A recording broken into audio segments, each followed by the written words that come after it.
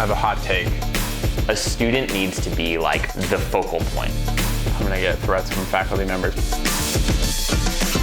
Oh, was that the podcast? Did you start the podcast? Yeah. So Dan, are those new pants? These pants? Yeah. These ones? No, I wear these all the time. Do you really? Yeah. I mean, you only have like 4 pairs of clothes, right? Well, I usually wear these ones on the trip. Sometimes I wear my green pants on the trips. But Your olive? my olive. Colored. Last trip, I wore blue jeans for the first time What? on any of our trips. Why? Have you not noticed that No, not at they all. were completely new? No, I mean, Well, I they're noticed gone that now. this is the same pair of shoes you've been wearing for 4 months. These ones, I have 3 pairs of these, or 4 pairs of these. Of the actually. same shoe? Yeah, they're $25. It's like, I spent the Really? same, yeah, I have a dirty pair, a medium pair, and a clean pair. This is a clean like your pair at the moment. Just like your pairs of underwear. All right, what are we brainstorming today? I think we should talk about events.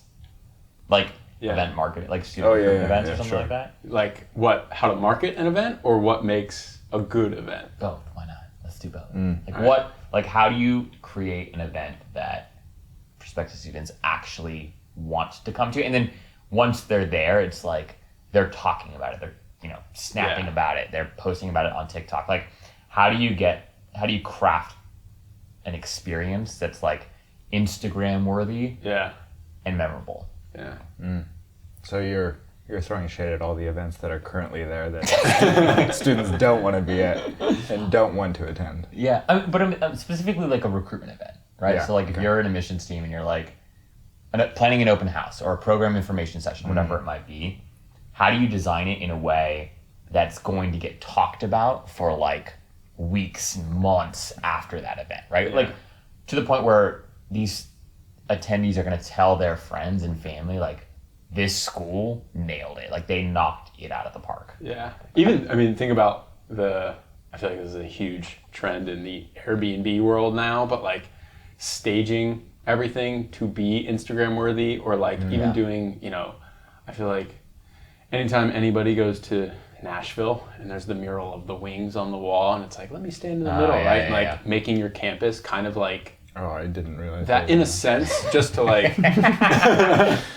but I think that like you get free marketing out of people coming to the event too, and it's like a win-win. Rather than somebody goes and they're like cool, and maybe they tell their friends, but something super interesting would have to happen that I don't even know. Like that would be a very spontaneous thing, I think, rather than something you can actually plan that's going to be like, wow, holy cow, that was so incredible that I'm going to go tell my friends about it. Yeah. But Are we trying to do this within like a normal budget? What is a normal budget? I don't even know. Yeah. So possibilities are endless. Now, forget budget.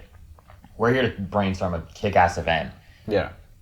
All of you listening can then figure out how to adapt this and work it into a context that makes sense given your budget. But for the sake of this conversation, you could go balls to the wall. Like you could just spend. Like within reason. Like Tom Cruise.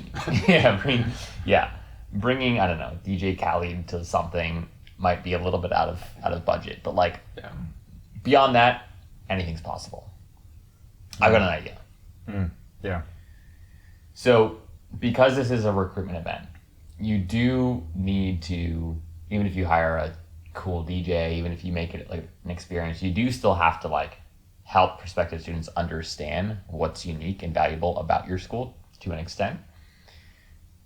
What if you did some sort of like speed dating exercise? Okay. Ooh. So you bring in faculty, current students, maybe even some alum, right? And you segment them out somehow. You segment attendees out somehow so that everyone gets 2 to 3 minutes with each person. They get to ask a very specific question. They get to meet each other. Then they rotate, and you get like this interesting sort of like diverse perspective on the community and the culture without like one person getting up and giving their 15-minute spiel about why this university is the best thing since sliced bread. Yeah, that's all Thoughts? pre-rehearsed. Yeah. Now, if you actually did that, but actually dating, and then you got people locked into relationships within the university, That get people come. So like, really like take all your most attractive students, bring them in. It's like, don't you want to date Dan? Come here and you could date Dan. Yeah. That's a terrible idea. I think bucketing what do you call them? They're not the speed dater. Who's the one that's showing up as the representative of your institution? Yeah. Whether the speed datee. Like having almost, I think you would need to do it before the event and showing off, like, here are the 15 people coming to this speed dating event. Yeah. We have 2 or 3 people in athletics, 2 or 3 in this club, and this club, 2 or 3 from fraternity, sorority, 2, 3 alum, and then 2, 3 faculty for X, Y, and Z school. And then allowing people to then be like, oh, okay, right, I want to definitely talk to the kid who plays baseball, the kid in this frat, and this alum because they work at X company that would I want to know how this school set him up to work there. Yeah. That way you get a better sense, I think, of who you want to talk to, and you can know, and you can prep questions, and it's a little less on the fly where I think, a young kid might be a little nervous, I don't really know what to say, and then you have this other person kind of facilitating the conversation where it should be about them asking their questions. And so if they feel comfortable, I think, with who they're chatting about, and they have a direct, you like baseball? I like baseball. I want to play baseball. Here's what I'm thinking. What's it like? It's a little bit, I think that's an easier conversation to have as, an 18-year-old kid potentially, going in, which I think it can be nerve-wracking at events, even to ask questions in the group setting. Yeah. So setting them up with people that are like them, and then maybe you host a couple a year where you're just cycling who's coming in and out. So you're not asking the same people to help facilitate these events, which I'm sure, they're a lot of work to set up. So how can you kind of shift responsibility throughout the year to a couple different people? Could set you up to do a variety of events without killing 3 people to try and get it done every time. Yeah, that's interesting. I think that finding a diverse set of representatives is obviously super important. And I like the idea of finding almost like a choose your own adventure. Go and talk to you can do whatever you want. You can talk to the faculty group, or you can avoid the faculty group if that's scary to you and you don't know what you want to study, and so maybe that's not that important to you yet, but you're really interested in the student experience, and you want to know are the football games any fun, right? And so you can choose the group that you want to date, so to speak, and then there's enough diversity within those groups to provide at least somewhat of a holistic view of what the university has to offer. Yeah. Yeah, I'm wondering too, what questions would be asked, and then therefore, how do you need to prep these people, or do you just want raw feedback and advice, which I think you do, but, say they come in, how are freshman dorms? Oh, no, you know what you should do? Here's what you should do. And this is maybe a lesson. I have an idea as well. Yeah, okay, I'll go to you in a second. When you arrive at the event, you should get a card that's you should ask these questions. If you don't know what questions to ask, right? These are young, high schoolers that come to this thing. How, what is your experience like, Dan? It's even if you want to learn, you don't necessarily know what questions to ask, or you're scared. So coming up with when in doubt, here are 10 really good questions that you could ask anyone that you're speed dating. Mm-hmm. Anyways, I was thinking, trying to bring it back to what would make this just a really cool event, and I was you should make it a drinking game, but these are high schoolers, so maybe that would work. So bringing it back, but those card games that it's very simple. You just take the top off, and it's oh, if you've ever done this, drink, and it's those kind of yeah. I feel if you could come up with some sort of almost some sort of card game where you have, or just questions on, whatever, where both people can get to know each other, in a fun way that's kind of gamified or something. And I don't know what kind of questions would be good to be on there that would be oh, what's the worst part about a campus, or what's the most exciting part about a campus? Cool. Just throwing in a couple bad ones. Let's say you do your speed date with it, and you're oh, I really want to talk to, after I talk to the baseball kid, the frat guy, and this alum, I want to go talk to the baseball guy again because something I learned along the way. Yeah. Or I talked to some other random student just to ask them questions just to get like a more general or holistic perspective. I want to now have like my final date. This is like The Bachelor. Have my final date with, this guy for 5 minutes because I have a couple more questions I want to ask him. And now I'm a little more comfortable too. And I'm kind of like in my element where I feel like I can ask like, all right, what am I not going to like about this campus? Like, give me real answers here. And you feel more comfortable because you've warmed up a little bit. And then you can get to like some questions that you probably wanted to ask but are probably too shy to ask early on. It's quickly become a theme among our episodes to just talk about the worst parts of campus. Yeah. Well, it's because nobody does. Yeah. That's because nobody does, though. Yeah. And I think it's like there is a desire to know those things. And there are things that, like, again, as we talked about last time, if you have bad stuff that would turn a student off, why would you, like, not telling them? They're going to find out, and then they're either not going to enjoy their experience at all and begrudgingly graduate, they're going to transfer, or they're going to drop out and go do something else. Like, you have nothing to gain by trying to hide those things, and I think you should also like find a way to incentivize the people that show up for you at this event, whether it's faculty or students or alum. And obviously I know that like budgets are tight and it's hard to do, and you want to deliver an authentic experience, and you don't want like everyone that's answering these questions to like, you don't want prospective students to know that like Shane was paid to like tell me nice things. So there's like an interesting balance to strike here, but like I wonder if there's a way beyond a monetary way where you might be able to like thank people for their time, because I think I could have done a kick-ass job representing my university, but I got those emails like become a student ambassador, but I was like, oh God, like I don't have time for this. Like it's great, and I think I could totally sell this place, but it's not worth my time. Like, so if there was something that like helped me justify the time, even if it wasn't monetary, I think that would be helpful. I think that's probably a hard thing to do for most universities, so maybe that's a shitty idea, but slightly tangential. I think that there's an opportunity to deliver some sort of like science lab experience at one of these events where you could take like a faculty member from the business school, a faculty member from engineering, and pair them with like a student, and it's almost like they're demoing like, hey, come stop by our station and understand like this new startup accelerator that we are launching at our school. Like, here's what this actually means. And you get a rep again from the faculty. I know it's always so hard to get faculty, but like you get a rep from the faculty and you get a rep from the student, and they're, you can kind of go around and like look at these different projects, and that helps you get a sense for like what's actually happening within a discipline, within a specific program or major that I might be interested in. Yeah. I have a hot take. Okay. I think the faculty that aren't willing to help, I think it's typically for two reasons. One, I don't think they think recruitment is their job at all, / maybe they don't care. Yeah. And two, potentially, they don't really have anything that interesting to say about their particular program or like what makes them unique from other people. And so they're shy to like, what am I going to tell this kid that's like that cool that's going to convince him to come here? Yeah.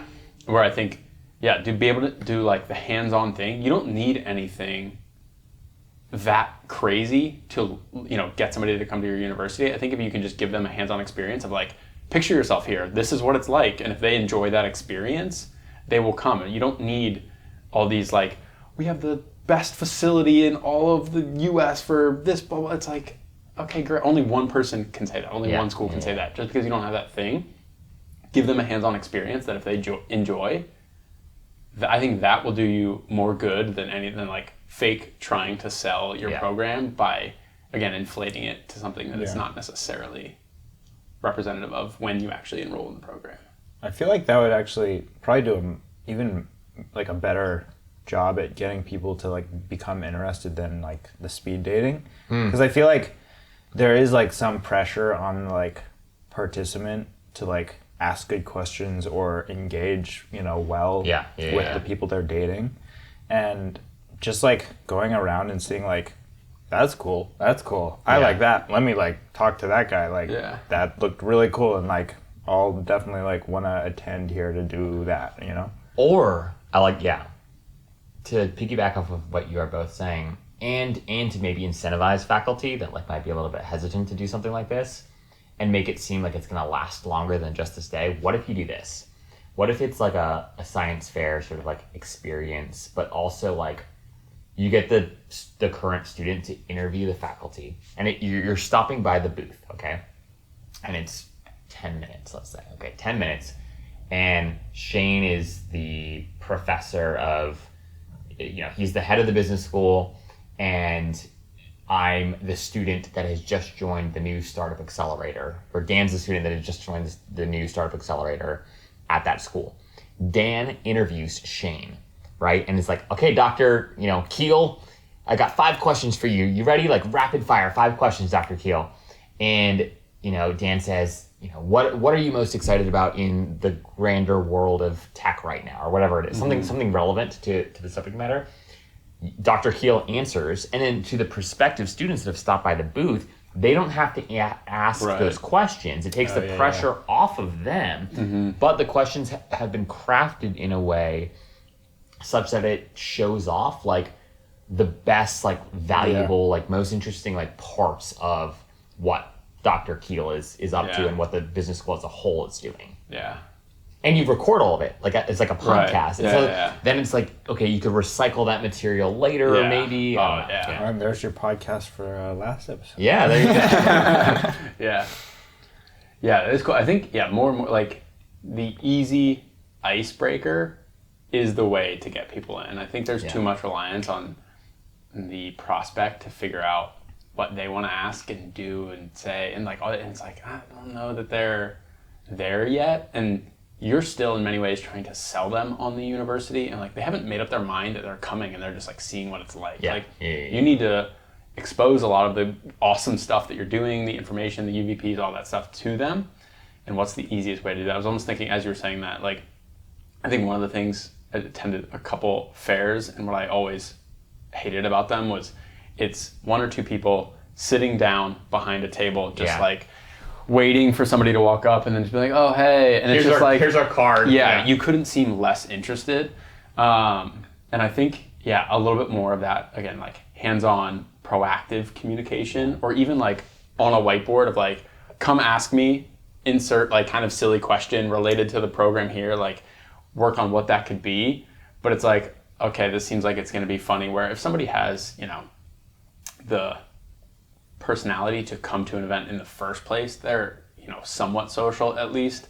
And so I would think if you can give them an intro to a professor, they might be a little bit more willing to walk up and be like, hey, tell me about this, and then just like gets the conversation going, where then you get into a little bit more, but you almost need that excuse to go ask them something or walk up to them, because it can be intimidating. It's like the magic show, and it's like, who wants to be in a trick? And it's like, nobody who wants to be in a trick puts their hand up. It's all the people that just like want to be on stage and want attention put their hand up.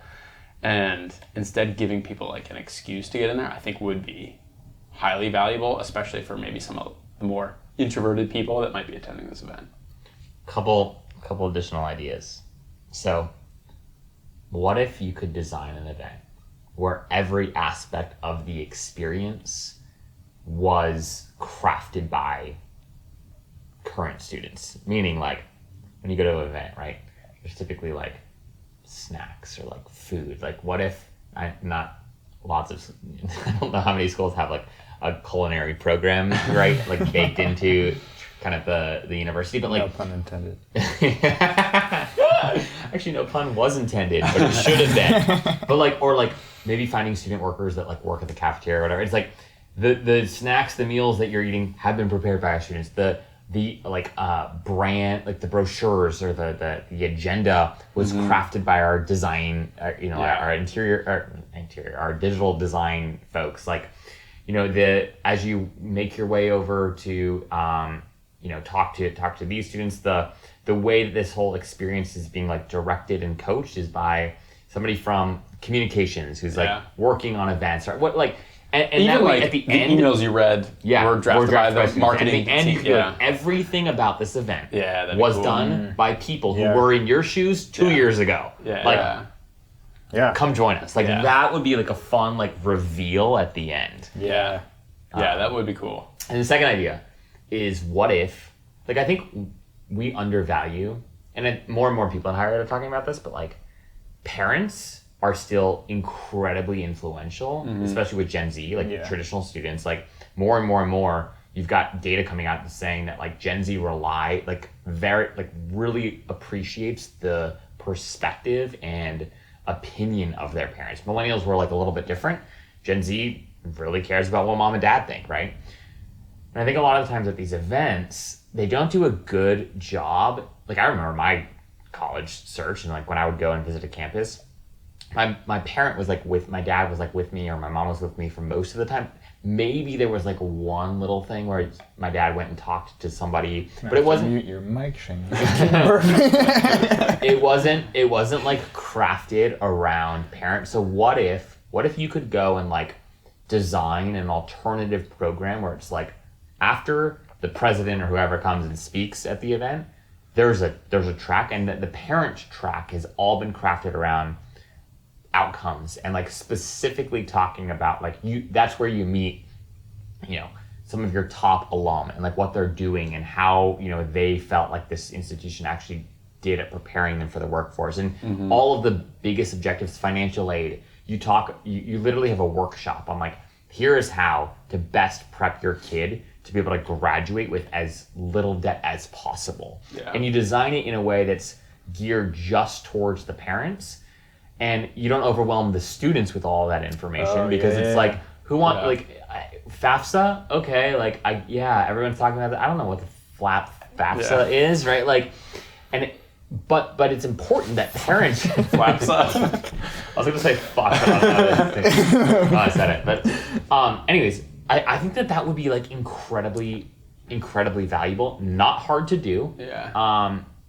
Anyways. But it's like the two types. Like I think it's the education and outcomes component, and then the like lifestyle component, right? Of like what you'll experience as a student outside of the classroom at this university, and like what you'll have the opportunities to do, and like that kind of stuff. And there's a session for the students that is session A, and then there's a session for the parents that slightly different. It's a little bit more of like, what would a parent care about? Like, a parent's not going to care about all the same things that an 18-year-old kid is going to care about necessarily. Yeah. Same thing with education and outcomes. Like, maybe their parents are paying for college and they don't give a shit about how they're going to like pay for it. So don't give them a 35-minute lecture on that. Yeah. Give them a little bit more of like, hey, here's what class schedules typically look like, and what how you can balance these things, and how to map out when you do start your courses to make sure that you have a good work-life balance, study-life balance, to be able to do and engage with all the things that you learned about in the lifestyle session, and like kind of the balance of the two, because I think they're important. And I think more too on like the job side, that's becoming, work-life balance is not anything new, but probably more trendy in the last couple of years than it's ever been. And thinking about college the same way of like, what's the balance of education and like just learning how to live on your own, make your own meals, do all this stuff. Like, I think there are some pretty basic things that people never have to experience until they leave for college. And it would be cool to know that like, okay, here's kind of how this works and flows at this school, different from other schools, and like compare them and, try and find a school that fits your personality type and the things that you want to be doing and learning throughout your college experience that are not in the classroom. Speaking of that, what if, I have a question for you after this, but what if, so don't let me forget. I've been quiet for too long. What if you designed the event around, so a lot of schools have career fairs, right, for existing students. Mm-hmm. What if you timed it such that you had the open house at the same time as a career fair was going on, and you literally take your prospective students, you have them walk around the career fair where you've got all of these companies who have come to recruit your current students. And you're like, you see, Deloitte and IBM and like Accenture, like, all these, businesses and other future employers. And from the beginning, the prospect sees, oh, wow, like, and a 17-year-old thinks, oh, I've heard of this company. Walmart's here. Oh, that's kind of cool. Like, and they make all these associations around like, oh, I could work it for Amazon. Like, That's their version of the outcomes. Exactly. But it's their version of the outcomes, and it's like so visual, and you don't have to do more work because the career fair is already happening. It's going on. What does it look like to time that with the recruitment event? Yeah. 2 birds, 1 stone. What did you say? I said 2 birds, 1 stone. 2 birds, 1 stone? Yeah. Okay, Dan. Yeah. You're a creative. So thinking about like the marketing, like what would convince you to give up a Saturday morning to go tour a college, like from a promotional standpoint, or at the very least, even if you didn't like actually go, like what would inspire you to register, like fill out the form saying I'm coming? The biggest thing that got me, I only like toured a couple colleges when I was looking around, but the biggest thing for me, quite honestly, was like, I'm obviously do a lot of film, was seeing the photos of their cameras from their film program. And I don't even think I saw them when I went to whatever event that I went to. Wait, you specifically wanted to check out like the equipment they had? Well, yeah, it was like the really nice, like, you know, $50,000 cameras that they had, like, in all their promo stuff, and I was like, yeah, I'm gonna tour this place. Like, this place is great. So maybe that's not a great answer, but I suppose, like, I don't know, the cheap flash was what got me back in the day. Yeah. However, I didn't go to college, so maybe that's not quite the best example to give in that. It didn't work enough. It didn't work.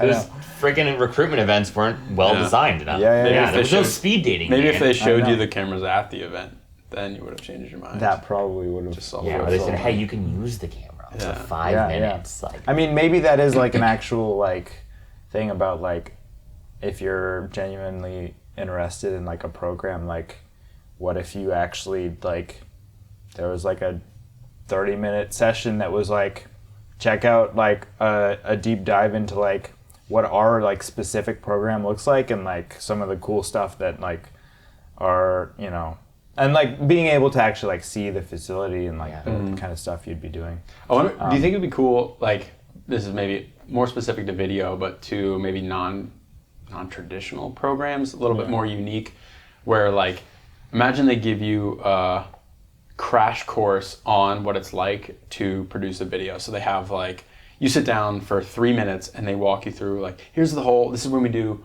the color correction stuff. Yeah. And we do this, that, and the other. Here's how it came into us. Yeah. We edited it, did all these things, then it looked like this. Then we go from here to here, and like, here's our process for making awesome videos and all the stuff it goes through, and each phase of like the video's progression. Yeah. And they show you a little bit more of like how they work, who's leading them in what, and kind of like the guidance that you're getting. Because again, that's very like, that's so much more hands-on than a traditional class, but. Yeah. Which I feel like I feel like that's kind of what you guys even were talking about, just like talking to the faculty and whatnot. But like, I feel like there's a challenge when you are the, you know, university trying to put on an event of like trying to like, oh, we should get buy-in from like this, you know, faculty member to just be here and speak to the students and like give that perspective, and then you have to like do that for all the programs and whatnot. Like, is there a world where you have specific program events where you're not trying to do a general here's why you should like come to our campus, but like a day here's just life. a day like in this particular program, and like forget about everything else and just like I feel like that's the thing that's like if a student is interested in something in particular, like actually seeing what they're going to be doing is probably going to do the most. And that's one of the things. To them. Yeah, we were talking about.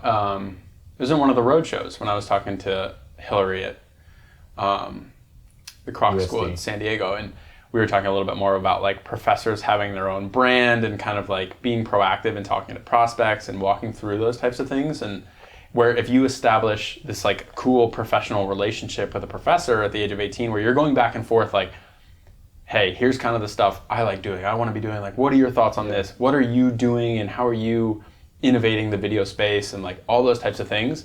And this person's replying to you, and then it goes time to apply to colleges. You get into 4, and that's one of them, and you know that like that's going to be your professor for 2.5, 3 years. I feel like you're so much more likely to go to that type of university where you're like, oh, I respect, I already have a relationship. I feel so much more comfortable going there. Yeah. But I feel like that's a hard thing that I don't know that all faculty are super well versed in Twitter, for example, and how to use it well, but. On that note too, like I was thinking about this the other day, like, you know, faculty were like the OG influencers. Yeah. Like if you think about like their role and their research and like the respect that they commanded 50 years ago, like 100 years ago, like even still to this day in academic circles, like they're held to such high regard. Like they are perceived as the experts in the field. Right. And I think about like the people that like I respect most or like follow on Twitter, and you know, and maybe I'm not like the perfect example here, but like, you know, I know a couple of faculty, like I think about like Professor, you know, Scott Galloway, for instance, is like a major figure that most people know, and he's, you know, in the business entrepreneurial space. I can think of a couple others, but like, how do schools like convince their best faculty members to become influencers so much so that like I'm finding out about Dr. Keel via Twitter because I'm interested in a particular subject domain. Like maybe I'm super interested in crypto and like Web3, and Dr. Keel is like actually engaging in these conversations. And I find out about Dr. Keel before I find out about, I'm making this up, but like George Mason University, where Dr. Keel is a faculty member. Right. And I grow an affinity for you, and then I realize where you have tenure, and then I want to actually come on a tour at George Mason University. And I feel like we're not far away from a world where like that's actually how students start making their college decisions, is based off of like the people that they have followed and learned from over a few years. And I just like I don't have institutions that like come, and we're pretty deep in this world, and there aren't institutions that come to mind immediately that are just like nailing this. Yeah. And I know that it's hard. Yeah, I know that it's like very hard because it's also like, okay, well, like, you know, I feel like a lot of people that are academics in higher ed have very strong opinions on social media. Most of them, this is a stereotype, that tend to be a little bit more critical or judgmental or negative towards it. But like, I do think that that's the future for at least some schools. And so, anyways, I guess tying this back down to events and recruitment and like what it looks like to put on a great event. To your point, if there's a way to turn faculty members into promoters, and if you as an admissions person or you as a marketer can find a way to do that well in a way that is authentic to the faculty member, but also interesting and dynamic to the prospective student, you're going to be so far ahead of everyone else. Yeah, I feel like I'm going to get threats from faculty members, but adjunct professors who have like been there, done that, and then them being able to be like, here's all the places I've worked. Also, here are the connections I have and the stuff I've done. Come study under me, basically, and like, then you'll have access to all these people too. Like, that seems so valuable that I don't know a traditional faculty member who's very like on the academia side. There's never been a practitioner. Tons you can learn from them. Yeah. But then there's also but I think that's like first 2 years, learn everything you can from them. The next 2 years, have adjunct professors that like they can teach you, hey, I was in this space when these types of things were happening, when Twitter was blowing up, when X, Y, and Z things happened, when Facebook bought Instagram, like all these things, and here's how we respond. Like, I think you can go through really cool real world examples of pivots in business, in really anything, and be like, here's how we responded to those things based on X, Y, and Z factors. And here's what's coming up in the future, and how I think the industry is going to respond. And you can almost like prep for those things. And then you have access to that person's network, basically. And if you're a killer student, there's no reason they wouldn't refer you to pretty much anybody that they feel like, oh, you'd be an awesome fit there. Like, you were a great student. I feel like could be an awesome way that maybe the first step is having your adjunct members really be those more social, active people. Trying to recruit students and faculty. Maybe I think that will be a longer process to kind of get them on board, but if you have both, you're crushing it. But you just gotta get all your faculty on TikTok. Yeah. Then you would go to college, right? If all these faculty members were on TikTok. there are some good ones that have come into my feed. Oh, really? I don't like. There's some like I think it's like this math professor guy who like, he's just this old awkward dude, but he like makes funny TikToks, and I think you watch him. Yeah, I think they're great.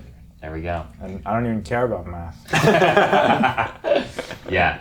No, I think that like there's huge opportunity for the institutions that figure out how to leverage faculty members in a way that feels authentic to them, but then also really does, pardon my French, but like pimp them out as like, this is why you want to come here. Like we have, the person that wrote the book on this, maybe literally, right? Or like, you have no idea who this, this individual has studied and worked with some incredible minds, and come learn from them and come sit in their class. And I don't know if you guys did this. Did you guys like shadow people as part of your like high school experience or no? Like when I was in middle school, and I was in the place I was born and raised in Hawaii, and the public school system was like really, really, really bad there. And so everyone tries to get their kids into private schools. And in 8th grade, what we would do, you have to like apply to private high schools, and like it's a very it's in Hawaii, it's like more competitive to get into high school than it is to get into colleges, and there are several places in the U.S. where that's actually pretty similar. And so part of applying to high school, if you got in, if you were accepted, you were invited to like a shadow day where you would go and you'd literally like shadow Shane or Dan for the day and walk through the entire, like up until lunch or something, you'd walk through their day and you'd sit on classes, and it gave you you'd eat lunch with your like, buddy or whatever, and it gave you this really interesting like view of the school. And I never did that for college. Like, did you guys do that? Like, was there an opportunity in your college search to like come and like shadow a student for a day? I did a recruitment weekend for hockey. Played hockey with the people that were on the team and other potential students, and then hung out with them after, went to the dining halls, did that kind of thing, but it wasn't education focused by any means. Yeah. That saying.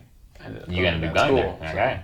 I guess it's just a way of saying that, like, I think the experiential component of like the day in the life thing, like everyone wants to see videos of day in life. Right. Why aren't there more programs that are set up to actually let you shadow for a day? I think to your earlier point, like program specific events or like ways to like actually like, hey, come, this is how we teach our students the philosophy behind creating great stories through the medium of video. Yeah. What does it look like to allow prospects to actually shadow? So moral of all of our stories is people just want to see what they're going to study. People want to see, but they want to see everything. No, like, of course, yeah. You try on clothes before you buy them, right? Yep. No, that's true. College education is a little more expensive than clothes. Like, it's not a return policy. The return policy isn't as easy as Amazon's, right? When it comes to college education. Yeah. Even more, you gotta try it all on. I don't know. I think that like every idea that we've just talked about does not require a dramatic increase of resources. We didn't really listen to your balls to the wall. We didn't go balls to the wall at all. These are just practical, like basic ideas. But the fact that we've all worked with schools on their recruitment campaigns. Like we've worked on hundreds, if not thousands, of recruitment campaigns. Yeah. And they're all the same. Yeah. And they're all bland. Right. And it's just shocking that like these ideas that we've just discussed aren't at least a little bit more mainstream. I'm sure there are people that are doing this and like doing it way better than things we're, brainstorming right now, but like these are simple. They're not difficult things. They take a little bit of thought, a little bit of prep, but hopefully some of this was valuable to you all tuning in. Any last comments, gentlemen, before we sign off? Pieces of advice, words of wisdom. Oh, I was just gonna plug the sponsor. Well, I was gonna plug the sponsor. We want to thank Doubletake Promotional Marketing for sponsoring this episode and all Brewstorm episodes. If you don't know, if you haven't heard of them already, you be sure to click through on the show notes to visit their website. They create awesome swag for colleges and universities of all shapes and sizes, like these sick koozies, which we're not at a table today, but like they don't fall over. You can like punch them And like the there you go. Oh, there you Got a little So, like something. it doesn't fall over. This is just like high quality swag. So if you're a marketer, admissions folk looking for new pendants, new koozies, new t-shirts, whatever it might be sure to talk to Matt and the team at Doubletake Promotional Marketing and tell them that Enrollify sent you their way. That was good. Honestly. And I'll do the Porky the Pig. That's all, folks. All right, we good?